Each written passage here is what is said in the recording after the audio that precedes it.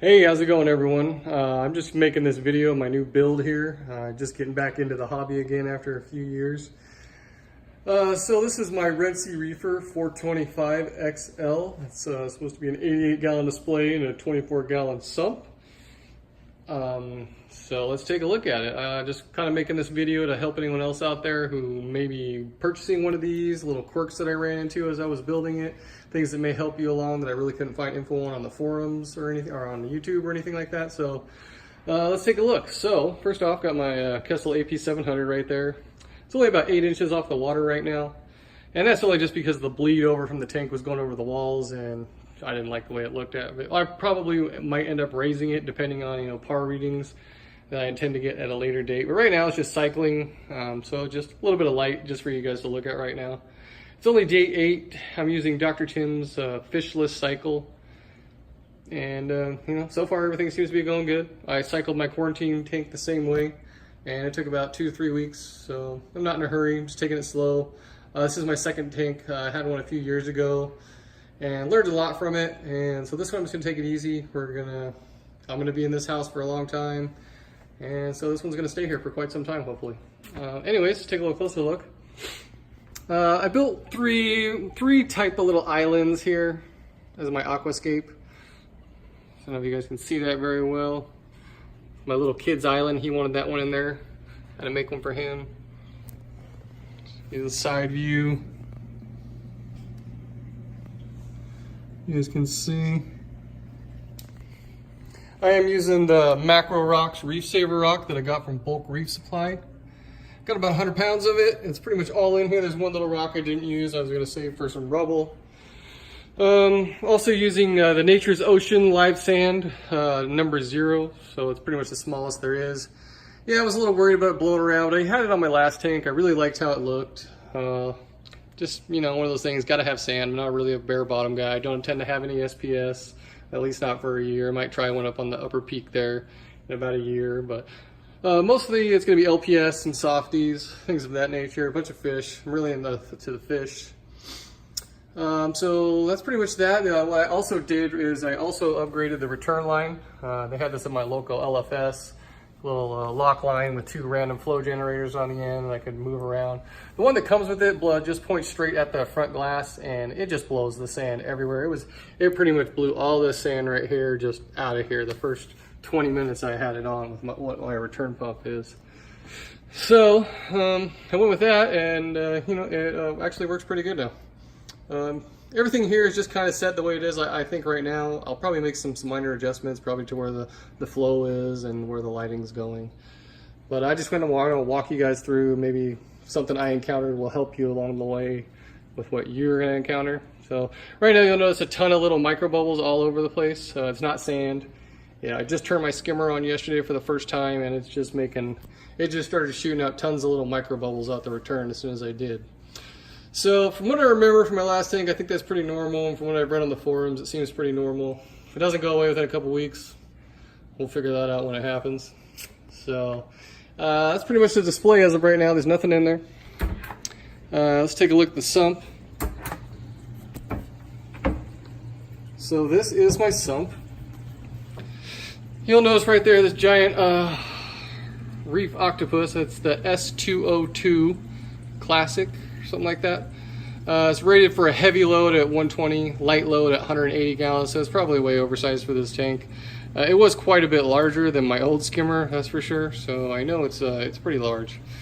Right here's the auto top off. I made a little lid out of it to kind of to help with some of the evaporation from the auto top off itself.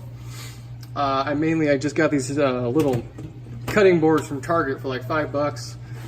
Taped them together with some packing tape and just slide it on over like that. It seems to work pretty good. I tested the auto top off first time I got it without a lid, and it lasted just over 3 days. So testing this one with the lid to see how many more days I can get out of it. It actually helps a lot, or if it doesn't really help at all. So far right now we're at 3.5 days, and there's quite a bit left to go, so it looks like it's helping. That should help. In the manual on the Red Sea Reefer, I noticed they said it was only a 3.2 gallon auto top off thing, but I'm not sure if Bulk Reef Supply has the old Sump dimensions on there, because when I measured this one out and converted it from cubic inches to gallons, it ended up being like 6 gallons. So it seemed to be a little bit bigger than what they actually have listed in their manual. Not sure if that should help anyone or not, but just a little walkthrough here. So as you can see, I've got my heaters, the Eheim Jaegers. I went with the 250 watt versions, and I went with that because they were supposed to fit, but the way my skimmer, how big it was and everything, I ended up having to put this right here in the refugium area, and then I also have to keep the refugium panel up on the closest one and put that one right there. If I take this out, then I can move the skimmer forward more and put the heater on the other side, but I still kind of want to have a little bit of a refugium in case I decide to go that route. The skimmer pretty much takes up most of the room at the base on the skimmer section. So that's kind of how we're doing with that right now. I just put my filter socks back in today. I got some rubble rock down here in some filter bags that I'm trying to just get established so I can use on my quarantine tank later. I can take a bag out. I also have some sponges in there, and one over from this for my aqua clear on my quarantine tank, so that I can seed those and have those ready to go for the next round of fish that are coming. So, and back there in the corner you can see the return line. I went with a Vectra M1 pump, and I just used some soft tubing to connect it. I only wanted to have a nice good pump. That way, if I needed to, you know, Y off of it or run anything else, I just want to have one pump in there. My last build, I ended up with, you know, the GFO carbon. I had a pump for this, a pump for that. It was making a lot of heat, a lot of noise, and it was just a lot of wires and it was cumbersome, and just didn't really dig it too much. So you'll see down here, there's the drain that goes into the filter pad. You can kind of see the pump over there. That does go up and down a little bit on this version 3. So you can control the height of the water in the skimmer section a little bit. I would say probably about an inch. It has a little bit of inch of play. But still wasn't enough. This thing says it runs best in 7.9 to 8.7 inches of water. So what I had to do to raise it up even more was I got a little silicone pot holder from Walmart, put it on the base, and then what I did was I had a bunch of PVC left over, so I cut these out in 2 inches. They're 2 inches tall, you know, it's 1.5 inches PVC, and I just made a big circle of these and zip tied them all together in a circle to the shape of underneath my skimmer. Set these on the silicone and then set the skimmer on top of these. So the skimmer is just resting on top of a big circle of these things to bring it up about 2 inches, plus the silicone about 2.25. So I lowered that one a little bit. So the skimmer right now is sitting at exactly just a hair over 8 inches. So not exactly, but just a hair over 8 inches in the water. And so that's pretty much that. If you want to go over this with some people, this is the drain. This is the primary drain. Behind it is the emergency drain. When I first got this, I had some issues getting this thing going. When I would go to turn this, it would only turn about 3 full turns, and it was hard. Like I had to put some muscle into it to get it to turn. And you know, I was reading the forums, adjust slowly, wait 10 minutes. So that's what I was doing. Nothing was happening. It was all going down the emergency drain. It was loud. It was annoying. So I decided to just turn the thing all the way closed. And then when I turned it back, it was really super hard. I actually had to get a pair of channel locks to turn it again. And once I turned it, then it like all of a sudden loosened up and went like turned like 10 times fully. And it was way easy to adjust after that. And after that actually happened, the water in the top actually started to fall in the weir, and actually started to do what it was actually supposed to do. So if anyone else runs into that problem, this thing shouldn't be super hard to turn. It should be nice and easy. It should turn many times, and actually it's taken me about a week to get it fully adjusted to where I actually like the water going down my drains. So right now, hope you guys can see that, it's just barely rolling over there, and it's quiet, silent, doesn't make any noise now, but like I had to adjust it every day for about a week. So just so you guys know, you're not alone. So this is my wiring side. Not much in here. I went with one of the DJ strips, just so I don't have a controller right now. Is one of the things I really want to get, but you know, as far as putting a new tank together in budgets, it's one of the things you can leave off at first. Especially, I don't plan on going on vacation anytime soon, but I do intend to get one in the future. But for now, it's a DJ strip. It's mounted up there with Velcro right there on the side. I left the back of the cabinet open so I could just plug everything in the back, kind of have all the power supplies back there sitting neatly. And then everything into a cord. I do want to hide these cords somehow, but you know, they're hidden by the cabinet, so it's actually not a huge deal to me. Got the two MP40 quiet drives, one on each side, and I got the Vectra M1 right there in the middle. I got it on repressed mode for the MP40s right now, up to about 70%, I would say, is as high as they get. I'm running the M1 60% probably on the return right now. So that's it. Main thing here, just a bunch of stuff I've been using. Temperature gauge, you got my salinity meter. These I use to secure all the cables. What I did was just wrap them up like right here. Yeah, I wrapped it up, and then I just stuck a piece of whatchamacallit, like a heavy duty Velcro to the back, and so I can just pull this off and then just stick it right back to the wall. So I pretty much did that all around with all the wires, trying to clean it up a little bit around the sump area.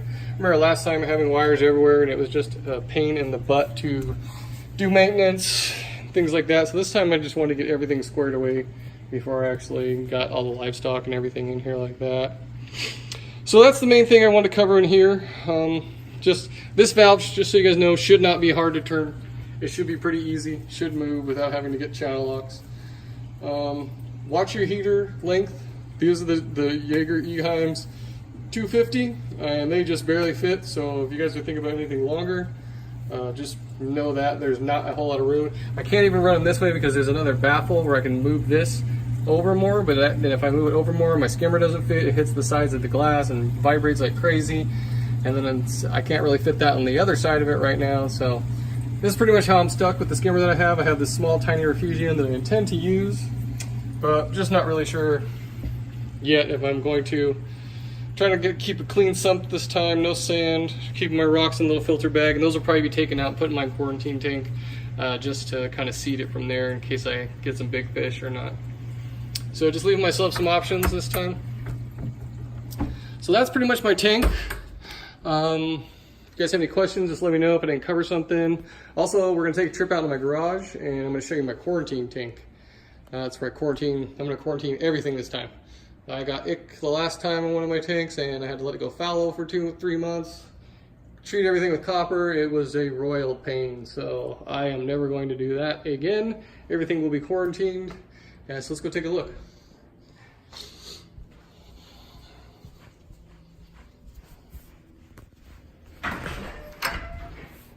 Okay. My dog's castle is out here. So this is my quarantine setup. It's pretty simple. It's a 20-gallon long from Petco's $1 per gallon sale.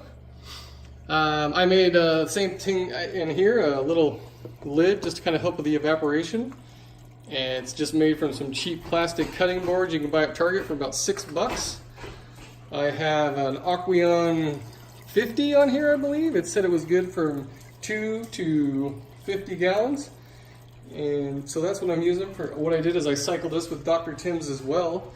It took about 2 weeks, and yeah, got the ammonia spike, nitrite, everything went down. Fish have been in here now for about 2 weeks, and no ammonia or anything.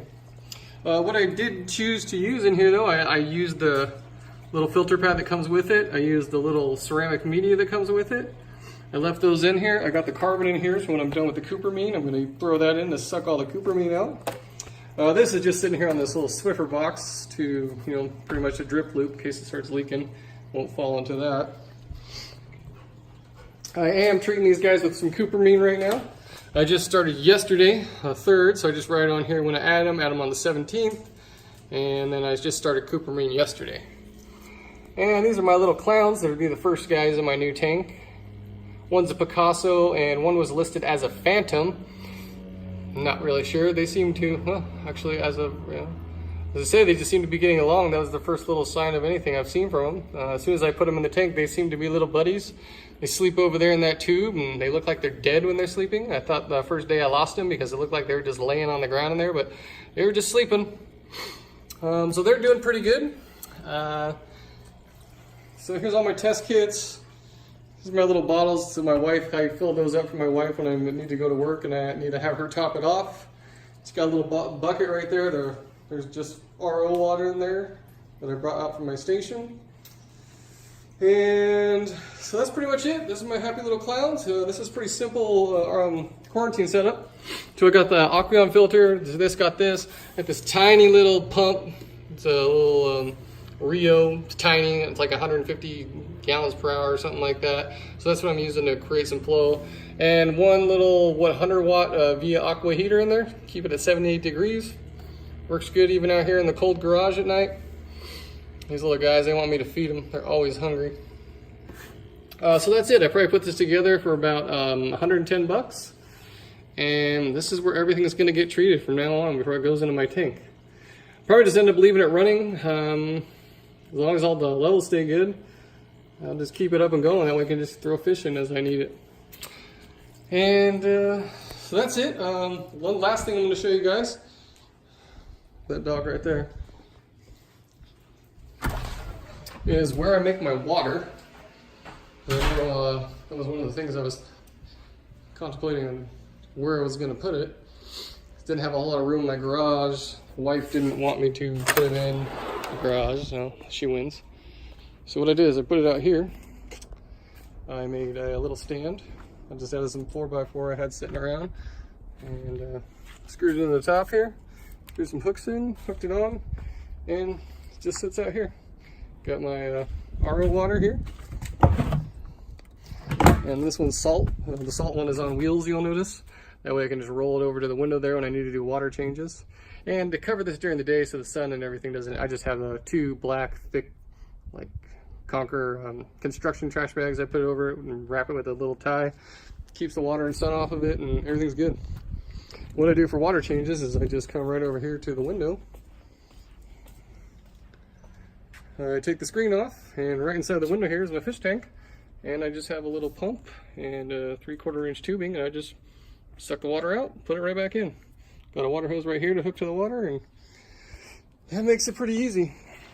So that's pretty much my tank. If you guys have any questions, hit me up in the comments. Enjoy.